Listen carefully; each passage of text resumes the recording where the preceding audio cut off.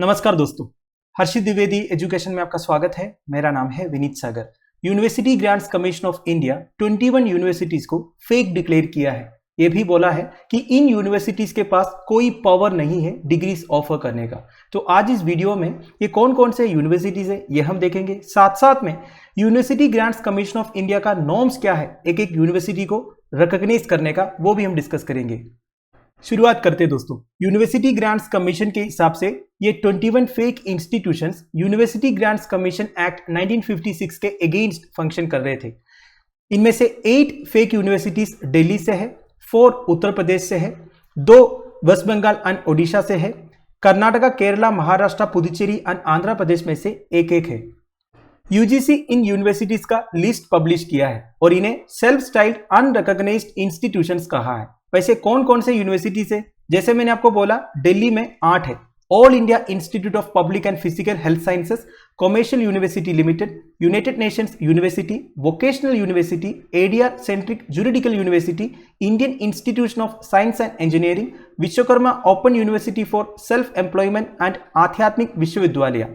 बाकी यूनिवर्सिटीज का नाम इधर लिस्ट किया है दोस्तों, आप पढ़ सकते हो। वैसे what is a recognised university? University grants commission के हिसाब से ये recognised university as per the law is one that satisfies section 2F of UGC act 1956। वैसे इस सेक्शन में ये बताया है दोस्तों, यूनिवर्सिटी एक सेंट्रल और स्टेट एक्ट से एस्टैब्लिश होना चाहिए तभी वो रिकॉग्नाइज्ड होगा। सेक्शन 23 ऑफ द यूजीसी के हिसाब से ऐसा इंस्टीट्यूशन जो एक स्टेट और सेंट्रल एक्ट से एस्टैब्लिश नहीं हुआ है वो यूनिवर्सिटी नहीं होता, या फिर इंस्टीट्यूट ऑफ नेशनल इंपॉर्टेंस भी नहीं होता। इन्हें फेक यूनिवर्सिटी कहा जा सकता है। अगर ये इंस्टीट्यूशंस यूनिवर्सिटी करके अपना नॉमेनक्लेचर में यूज कर रहा है तो वो इलीगल। अगर वो इंस्टीट्यूशंस स्टूडेंट्स को डिग्री ऑफर कर रहा है, वो डिग्रीज का कोई वैल्यू नहीं रहेगा। यूनिवर्सिटी ग्रांट्स कमीशन के बारे में, university grants Commission of India एक स्टैट्यूटरी बॉडी है, सेटअप इन 1956। स्टैट्यूटरी बॉडी मतलब क्या होता है? पार्लियामेंट से पास हुआ एक लॉ से या फिर स्टैट्यूट से एस्टैब्लिश हुआ एक बॉडी। वैसे एक्ट कौन सा है दोस्तों? University grants commission act 1956। It is charged with coordination, determination and maintenance of standards of higher education. तो हमारे देश में हायर एजुकेशन के स्टैंडर्ड्स सेट करने वाला एक बॉडी है यूजीसी। यूजीसी एक्चुअली 1946 में फॉर्म हुआ था 3 सेंट्रल यूनिवर्सिटीज का काम को ओवरसी करने के लिए। कौन कौन से central universities? Universities of Aligarh, Banaras and Delhi. 1947 में एक कमिटी को एंट्रस्ट किया with the responsibility of dealing with all the then existing universities. तो देखिए 1946 के बाद 1947 में एक कमिटी फॉर्म किया गया जिन्हें जितने भी एक्सिस्टिंग यूनिवर्सिटीज था ना उनके वर्क को ओवरसी करने का काम दिया गया। इंडिपेंडेंस के बाद दैट इज 1948 में यूनिवर्सिटी एजुकेशन कमीशन सेटअप हुआ under the chairmanship of S Radhakrishnan, और ये कमीशन ये रेकमेंड किया इंडिया में भी एक यूनिवर्सिटी ग्रांट्स कमीशन होना चाहिए जैसे कि यूनाइटेड किंगडम में है। तो उसी मॉडल में इंडिया में यूनिवर्सिटी ग्रांट्स कमीशन सेटअप किया गया। वैसे यूजीसी को फॉर्मली एस्टैब्लिश किया गया नवंबर 1956 में by an act of parliament as a statutory body of the government of India. वैसे यूनिवर्सिटी ग्रांट्स कमीशन के इंपॉर्टेंट फंक्शंस क्या क्या है दोस्तों?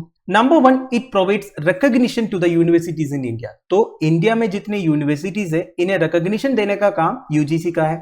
It overseas distribution of grants to universities and colleges in India. आपको पता होगा दोस्तों, कई सारी यूनिवर्सिटीज को, कॉलेजेस को ग्रांट्स दिया जाता है गवर्नमेंट की तरफ से, तो ये ग्रांट्स को भी ओवरसी करता है UGC. It provides scholarships, fellowships to beneficiaries. तो जितने बेनिफिशियरीज है दोस्तों इन्हें स्कॉलरशिप्स देने का, फेलोशिप्स देने का काम भी यूजीसी का है। It monitors conformity to its regulation by universities and colleges. देखिए यूजीसी के प्रोविजंस के हिसाब से सारे यूनिवर्सिटीज एंड कॉलेजेस को फंक्शन करना चाहिए, तो ये चेक करने का काम भी यूजीसी का है। Now what are the causes of sufferings of India's universities? देखिए हमारा यूनिवर्सिटीज काफी सारे चैलेंजेस फेस करते हैं। Number 1 is poor governance structure. Indian education system का मैनेजमेंट में ही प्रॉब्लम्स है दोस्तों। Number 1 is over centralisation. Central government ज्यादा ही पावर्स एक्सर्ट करते हैं यूनिवर्सिटीज के ऊपर। हमारा ब्यूरोक्रेटिक स्ट्रक्चर्स ठीक नहीं है, अकाउंटेबिलिटी, ट्रांसपेरेंसी एंड प्रोफेशनलिज्म की भी कमियां हैं। मिनिस्ट्री ऑफ एजुकेशन रिसेंटली ये बोला था कि हायर एजुकेशन इंस्टीट्यूशंस में इनटेक कैपेसिटी इंक्रीज करना चाहिए 25% तक, but ministry of finance new teaching post create करने से मना कर दिया। ऑल्सो हायर एजुकेशन में हमारा जो स्पेंडिंग है दोस्तों, that is as a percentage of government expenditure, 1.3 से लेके 1.5% तक ही है 2012 से अब तक। दूसरा, पुअर इंफ्रास्ट्रक्चर। देखिए, पुअर इंफ्रास्ट्रक्चर अनदर चैलेंज है दोस्तों हमारा हायर एजुकेशन सिस्टम का। आप सबको पता होगा जितने इंस्टीट्यूट से जो पब्लिक सेक्टर रन करते हैं उसमें poor physical facilities and infrastructure है। Most Indian universities and colleges में ओवर क्राउडेड क्लासरूम्स है दोस्तों, पुअर वेंटिलेशन है, सैनिटेशन फैसिलिटीज ठीक से नहीं है एंड अनसैटिस्फैक्टरी हॉस्टल अकोमोडेशन भी है। आप सबको पता होगा, आप सभी ने किसी ना किसी गवर्नमेंट कॉलेजेस में पढ़ा होगा या फिर देखा तो होगा कम से कम। तीसरा, poor teaching capacity. Recently QS world university rankings 2022 release हुआ था। टॉप 250 में कोई भी इंडियन यूनिवर्सिटी का नाम नहीं है। देखिए, पुअर टीचिंग कैपेसिटी का मतलब यह नहीं है कि हमारे टीचर्स में कैपेबिलिटी नहीं है। वैसे इंडियन टीचर्स वर्ल्ड फेमस है, काफी सारे इंटरनेशनल एजुकेशनल इंस्टीट्यूशंस में इंडियन टीचर्स पढ़ा भी रहे, पर इधर प्रॉब्लम क्या ना दोस्तों, स्टूडेंट इनटेक ज्यादा है। आपको पता होगा एजुकेशन में भी रिजर्वेशन है, तो ये रिजर्वेशंस को इंप्लीमेंट करने के लिए स्टूडेंट्स इनटेक बहुत ज्यादा है। अगर आप इंडियन यूनिवर्सिटीज एंड कॉलेजेस में टीचर टू स्टूडेंट रेशियो देखोगे, इसमें काफी डिफरेंस देखने को मिलेगा।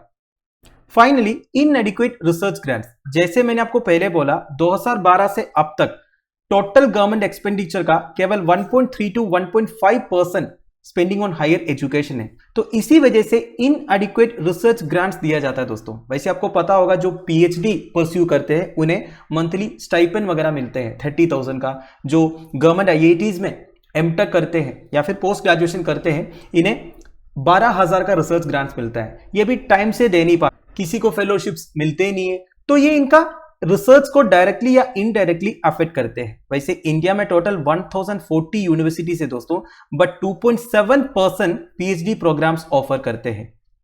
Now what measures can be taken. Problems तो हमने देख लिया, अब सॉल्यूशंस क्या है। Number 1 is better funding. जैसे मैंने आपको पहले बोला, अभी के हिसाब से टोटल गवर्नमेंट एक्सपेंडिचर का 1.3 to 1.5% spending on higher education है, उसे इंक्रीज करना पड़ेगा। दूसरा, universities can also be freed up to utilise other revenue streams such as startup royalties and advertising. देखिए, आजकल क्या है, यूनिवर्सिटी के ऊपर सेंटर का कंट्रोल बहुत है, यूनिवर्सिटीज खुद से रेवेन्यू जनरेट नहीं कर पाते हैं, तो यूनिवर्सिटी को थोड़ा सा फ्री करना चाहिए और उन्हें अपना रेवेन्यू जनरेट करने का ऑप्शंस देना चाहिए, जैसे कि startup royalties, advertising etcetera etcetera. दूसरा, establishment of NRF, National Research Foundation के बारे में आपने सुना होगा। गवर्नमेंट का प्लान है इस तरह एक फाउंडेशन एस्टैब्लिश करने का, पर अभी तक ये अप्रूव नहीं हुआ है। एनआरएफ का ऑब्जेक्टिव क्या है दोस्तों? It is expected to connect the academia with ministries and industries and fund research that is relevant to local needs. तो बेसिकली जैसे मैंने आपको बोला, रिसर्च पर्पसेस के लिए हमारे हायर एजुकेशन इंस्टीट्यूशंस में ग्रांट्स की कमी है, तो जब ये नेशनल रिसर्च फाउंडेशन एस्टैब्लिश होगा तो ये एकेडमिया को मिनिस्ट्रीज एंड इंडस्ट्रीज के साथ कनेक्ट कर पाएगा और फंड रिसर्च कर पाएगा। फिर सस्टेनिंग क्वालिटी एजुकेशन। आजकल आपने कई सारे न्यूज सुना होगा दोस्तों, हमारे हायर एजुकेशन इंस्टीट्यूशंस एग्जामिनेशंस का जो सैंक्टिटी है वो तक प्रोटेक्ट नहीं कर पाता है, ठीक से एग्जामिनेशंस वो कंडक्ट नहीं कर पाता है। काफी सारे न्यूज आपने सुना होगा। तो इसके लिए क्या करना होगा ना, एक डिसेंट्रलाइज्ड अप्रोच रखना होगा। बेसिकली यूनिवर्सिटीज को थोड़ा बहुत खुला छोड़ना होगा। यूनिवर्सिटीज को ये अलो करना चाहिए एकेडमिक प्रोग्राम्स, प्रमोशन, कोहोर्सेस, ये सबके ऊपर डिसीजंस लेने का। आजकल क्या है, सेंटर की तरफ से ज्यादा ही प्रेशर है। वैसे गवर्नमेंट का प्लान है ग्रोस एनरोलमेंट रेशियो को करंट 27% से 50% तक करने का 2035 तक। वैसे क्या है ग्रोस एनरोलमेंट रेशियो या फिर GER?